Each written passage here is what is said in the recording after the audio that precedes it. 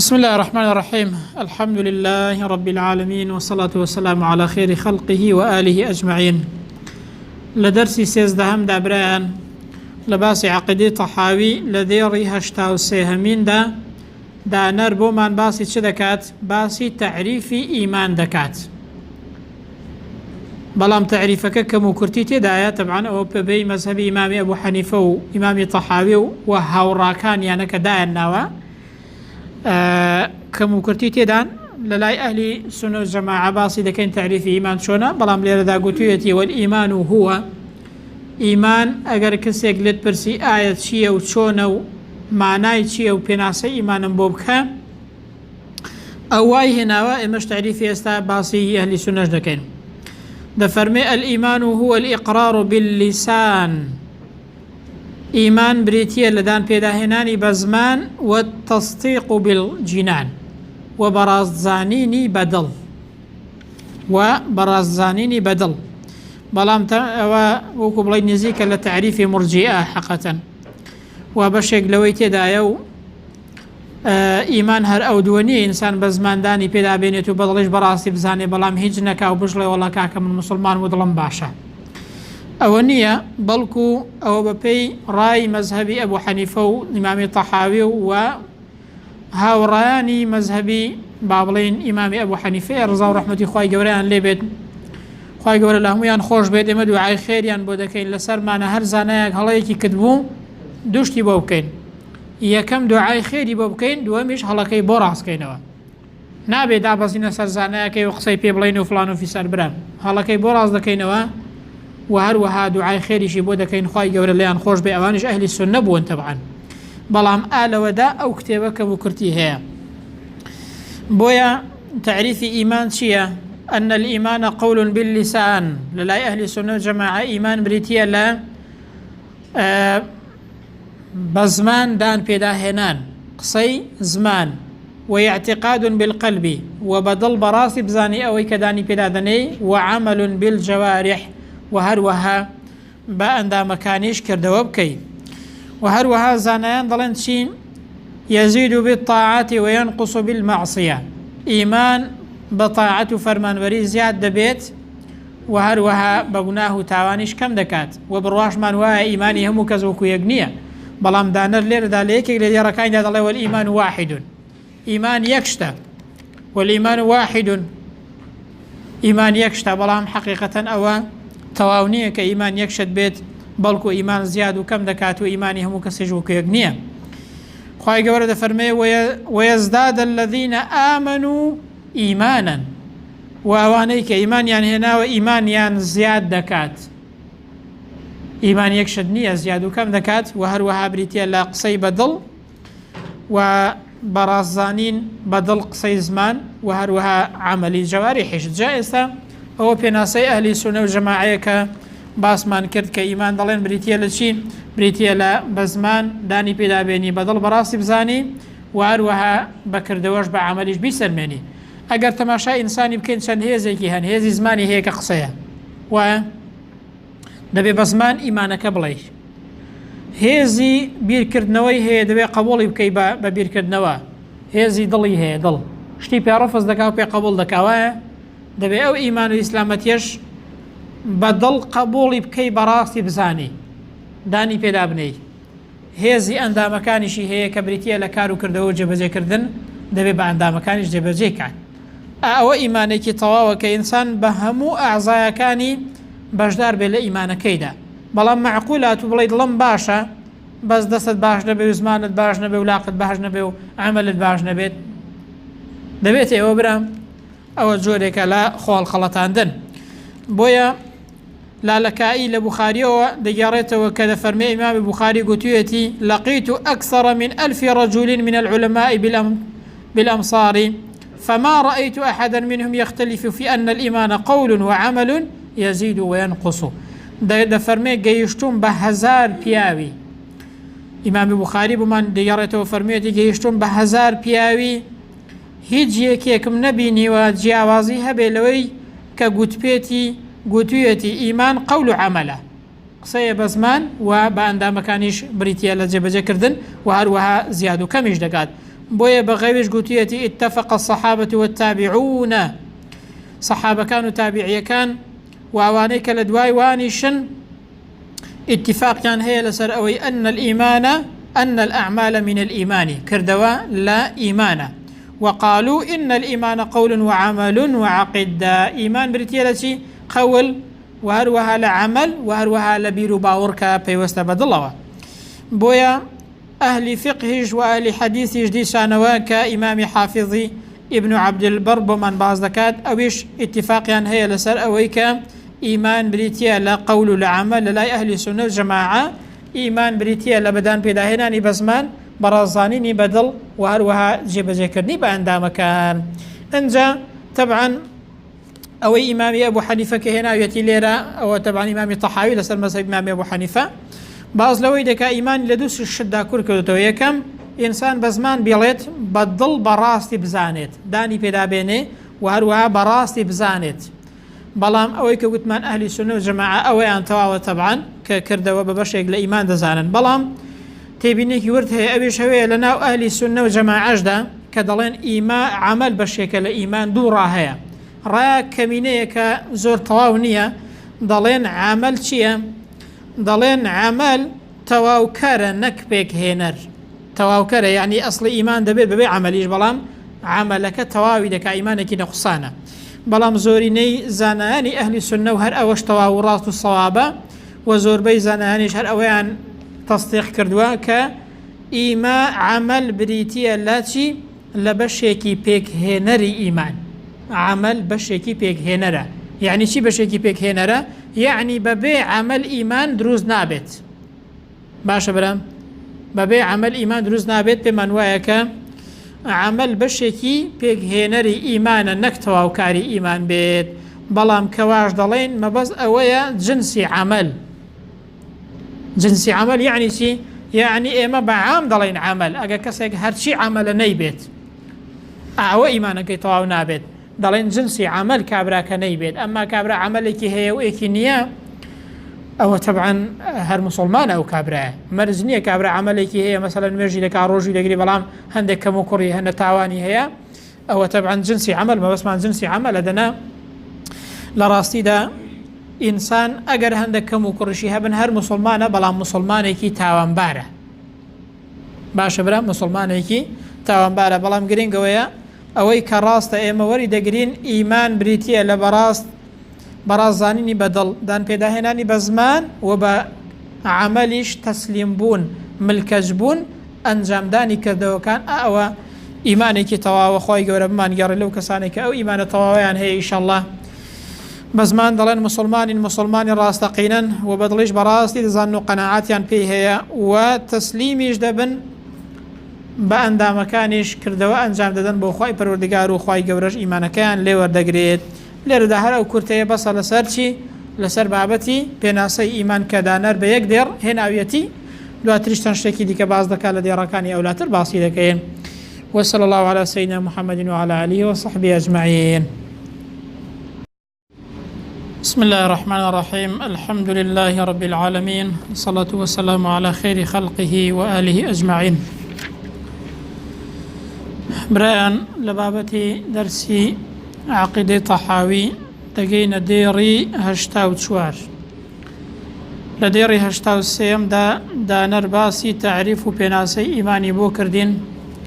امش باسي بيناسي إيمان مان كد كبريتيا لا دان بيداهناني بزمان وبراس دزانيني بدل وهروها كردوي أندا مكان للاي أهل السنة والجماعة طبعا أويان أو تعريفيان طواو أو تعريفيان راستا استا دين استر ديري هشتاو شوارم كهر بابلين لدرسي سيزدم دايا دقل درسي سيزدم دا بيكويا لديري هشتاو شوار دا باس لأوي دكات ردي أو كسانيك نصوص ردك نوا بتعبد أو كسانيك بيان وايا حديثي آحاد بكلكي أو نايت كبيك يبلغا بو ورقرتني بابتي عقيدة وأوانا بويا دانر لردا بيقدر شتيك جوان من بيت الله وجميع ما صح عن رسول الله صلى الله عليه وسلم وهمو أويك صحيح وارد بو لبيغمبري وصلى الله عليه وسلم من الشرع والبيان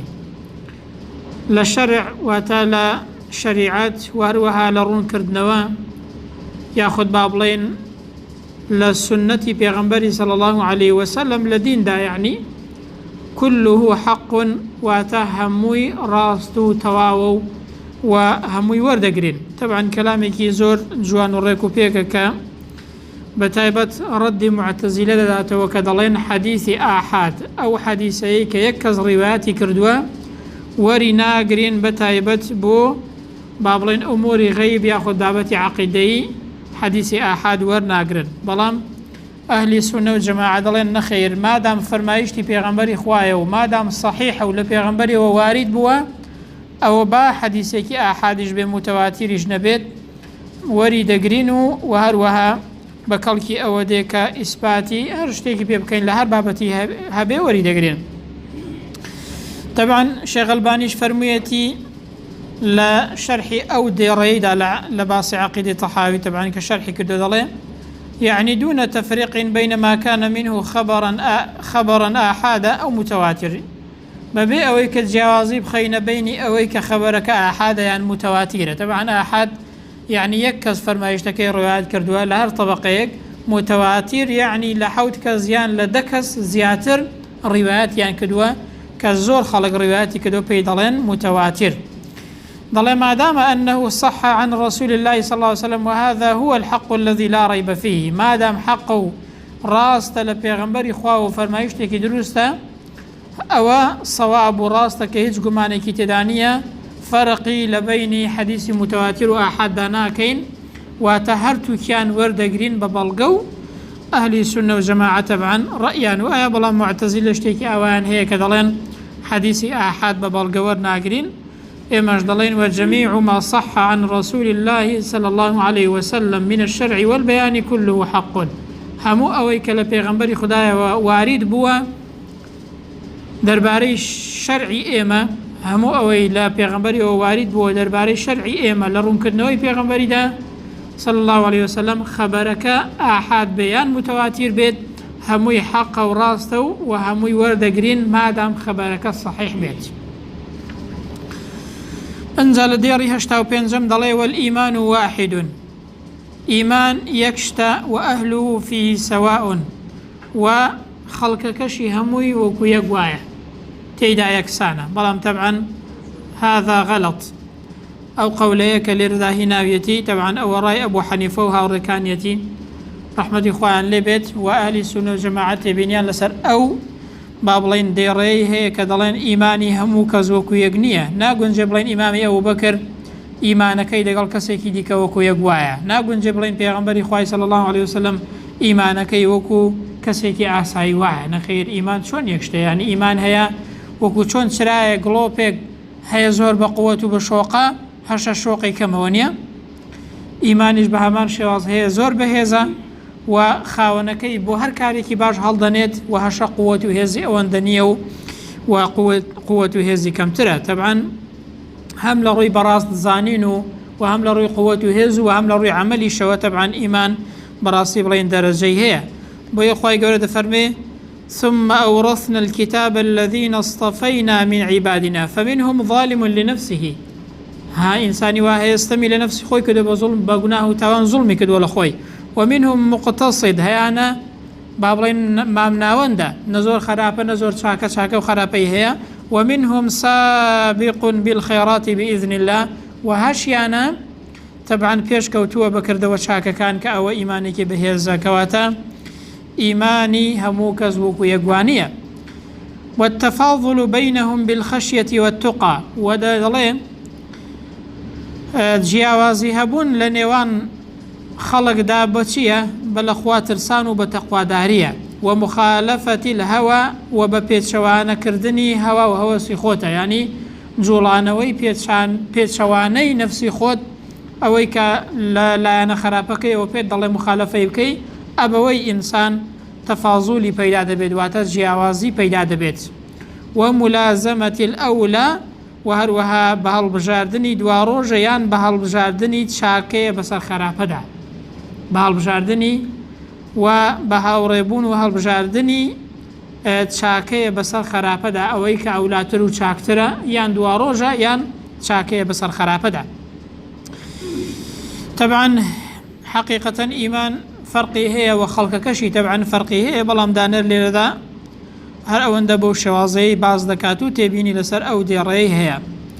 لديري هشتاو ششم دا دليت والمؤمنون كلهم أولياء الرحمن أويان كلامي كي طواو قصيك ريكو بيك كدلي إيمان داران همويان خوشويستي خداي پروردگارن وأكرمهم عند الله وبرسترين شيان للاي خواي پروردگار كي أطوعهم وأتبعهم للقرآن أو كسيك قردن كسا بوختاي پروردگار وشوين كوتي قرآن طبعا ليرد السنة جديدة شوين كوتي قرآن وشوين كوتي سنة پیغمبر صلى الله عليه وسلم يعني إيمان داران همويان خوشويستي خواي پروردگارن هر کس بقد إيماني خوي خوشويست و دوستي خداي پروردگارو أولياء إخوايا بوي إخواي قورا كذا فرمي ألا إن أولياء الله لا خوف عليهم ولا هم يحزنون أقادار بن براستي دوستاني خواي پروردگار أو كسانا كنترسيان هي ونا خمباريش دبن كين أو كسانا الذين آمنوا كواتا هيش كسيكي جيانا كده تو بلام أو إيمان دار أو ملايا أو شيخ أو فلان أو في سعر بلام إنسان ببي تقواي خوي ببي شوين كوتني قرآن وسنة ببي قردن كسي بو خداي پروردگار ونزيكي أو بابلين دوست و خوشويستيكي لبيشترى لخداي پروردگار بويدا فرمي الذين آمنوا وكانوا يتقون أو كسانا كإيمان دار وهروها تقوى دار دو صفتي ليردا باس كردو يكم أو كسانا كإيمان دار دوستي خداي پروردگار و أولياء خواي پروردگارن و دوهم ينيان أو كساني كتقوى دارن خاوني تقوانا لديري هشتا حوتم دا ديت سر أركان إيمان لپیشتری شتێکی باس کردبوو لێرەش باس لە ئەرکانی ئیمان دەکات کە دەفەرمێت والئیمان ئیمان تەبعاً دوای ئەوەی کە پێناسەمان کرد پایاشی هەنا ئەو ئیمانە پایەکانی ئیمان بریتینە لە چی هو الئیمان بالله ئیمان هەبوونە بە خدای پەروەردگار تەبعاً کە دەڵێ ئیمان جیاوازە دەگەڵ ناسین و دەگەڵ زانین چونکە ناسین و زانین ئەوەیە کە ئینسان بزانێ شتەکە ڕاستە بڕوای پێی هەبێت و يعني بعقل بزاني كخواي پروردگار هي وإسلام راسته ومحمد پیغمبر خواي پروردگار صلى الله عليه وسلم بلام كدلي إيمان يعني شي يعني براست زانين يعني تصديق كردن ويعني جيبجي كردن وملكتي إيماني شرعي أوي طبعا ما بس أولنية كدلي إيمان يعني برواد بيها بي ويعني بزاني كهيا إيمان بخواي پروردگار يعني خواي پروردگار بناسي وملكشي فرماني بي وشوين شريعته برياري خواي پروردگار بكوي او ايماني شرعيه وكذا ايمان ما بس اوه طبعا دقل معرفات واتا دقل ناسيني كروت فرقي هي جادل الايمان هو الايمان بالله ايمان بريتيه لشي ايمان بريتيه لا ايمان هبون بخواي پروردگار بزاني كو خواي پروردگار دروس كري ارجو اسمانه وهم بونوري دروس كردوا وبرواد بيها بيت وهروها بي پرستي لميدان واقع دا وملكز بي بو خواي پروردگار وشوين شريعتي خواي پروردگار كوي وكدل ايمان بخواي يعني ايمان بهمو اوشتانش كخواي پروردگار واجبي كردوا ايمانت بيان هبيت كواتا اگر هرتنها انسان لإيمان هبون بخواي قوردا بقولي لي حالي بيت ايماني بهمو اوشتاني دي كجد بيت كدواتر خواي قورا واجبي كردوا كإيما إيمان من بيان هبيت بويا دفرمي وملائكته إيمان بريتيا لوي كبرواشد هبي بملائكة كان خواي قورا كخواي قورا دروستي كردون بو كاري تايبت هر يكو كاري كي بيس باردون اوانيش دروس كراوي خواي پروردگارن وكتبه وإيمان أويك إيمانت هبيت لپایەکانی ئیمان ئەوەیە کە ئیمانت هەبێ بەو کتێبانەی کە خوای پەروەردگار بۆ پێغەمبەران ناردوونی لە هەموو ئەوەی کە لە سەرەتای ئادەمەوە تا خاتم خوای گەورە ئەو کتابانەی ناردوونە ئیمانمان بەهەر هەمویان هەیە بەڵام وەکو شوێن کەوتن تەنها شوێنی قورئان دەکەوین چونکە کۆتا کتێبە ورسوله وإيمان أوي لبايكاني كبروامان بهمون يدراوكاني خواي قورها بيت هرچی کە پێغەمبەرە لەلایەن خوای گەورەوە هاتووە ئێمەش بڕوامان پێی هەیە و جیاوازی ناخەینە نێوانیان بەڵام شوێن پێغەمبەری کۆتاهەمین و آخر زمان دەکەوین کە محەممەدە صلی الله عليه وسلم واليوم الآخر وهروها ئیمان و پایەکانی ئیمان ئەوەیە کە لە پایەکانی بڕوامان هەبێ بە ڕۆژی دوایی کە ڕۆژی پاداشت و سزایە ڕۆژێک دێ کە هەموو ئینسانەکان دەمرن دوایی زیندوو دەبنەوە ئینسانەکان تێیدا پاداشت و سزای خۆیان دە و ڕۆژەیەدا وەردەگرن چاکەکاران بەرەو بەهەشت خراپەکارانیش خوا پەناماندا بەرەو دۆزەخ دەڕۆن. ئەنجا والقەدەری ئیمان ئەوەیە لە پایەکانی بڕوامان بە قەدەری خوای گەورە هەبێ یعنی بە قەزا و قەدەری خوای گەورە بەوەی کە خوای گەورە ئەندازەگیری کردووە دیاری کردووە خوای گەورە هەموو شتێکی بە قەدەر و بە ئەندازە دروست کردووە ئەندازەگیری بۆ هەموو شتێکی دروست کردووە ئەوەش وەکو ئەوەی کە خوای گەورە دایناوە دێتە دی بڕوامان پێی هەبێ خەیریهی و شەڕیهی بڕوامان بە خێر و شەڕەکەی هەبێت طبعاً خێر و شەڕ مەبەست شەڕەکە ئەوەیە کە ئێمە بە شەڕی دەزانین دەناخوای پەروەردگار هەرچی قەزا و قەدەرەکە دەیهێنێتە پێش لە ڕاستیدا هەمووی هەر خێرە بەڵام جاری وا هەیە شتێکمان بەسەردەی ئێمە بە شەڕی دەزانین دەنا شەڕ لەلایەن خودای پەروەردگارەوە نییە بەڵکو کردەوەی دەستی خۆمانە یان لە شەیطانەوەیە بەڵام چاکە و ڕەحمەت لە خوای پەروەردگارەوەیە وحلوه ومره وهروها بروامان بقضاء قدري شيرنو طال هبت من الله تعالى بروامان بوي هبك همو أوانا لخير وشر لشيرنو لطال هموي للا ينخوي پروردگار ويا طبعا خير وشر دقال حلو مر فرق يا ضلي خير وشر كبو سر انزامكيتي وهروها شيرنو طالكش بوتيا بۆ ئەو کاتەیە کە ئینسان تووشی دەبێت ئەو کاتەی کە ئینسان تووشی خۆشێکی دەبێت شیرنایی هەیە کە تووشی حادیسەیەک ناخۆشیەک ناڕەحەتیەک نەخۆشیەک دەبێت چی هەیە تاڵی و ناڕەحەتیەکی هەیە لەسەر ئینسانی بەڵام چاکە و خراپە بۆ سەر ئەنجامەکەیەتی تەبعاً کەواتە لە پایەکانی ئیمان ئەوەیە کە ئینسان ئیمانی هەبێ بە هەموو ئەو پایانەی کە ئیمان هەنی تەبعاً ئەگەر ئینسان ئیمانی بەخوای گەورە هەبوو ئیمانیشی بە هەموو ئەوانە دەبێت چونکە هەموو ئەوانە لەلایەن خوای گەورەوە واجب کراوە کە ئیمانمان پێیان هەبێ ونحن مؤمنون بذلك كله وإيما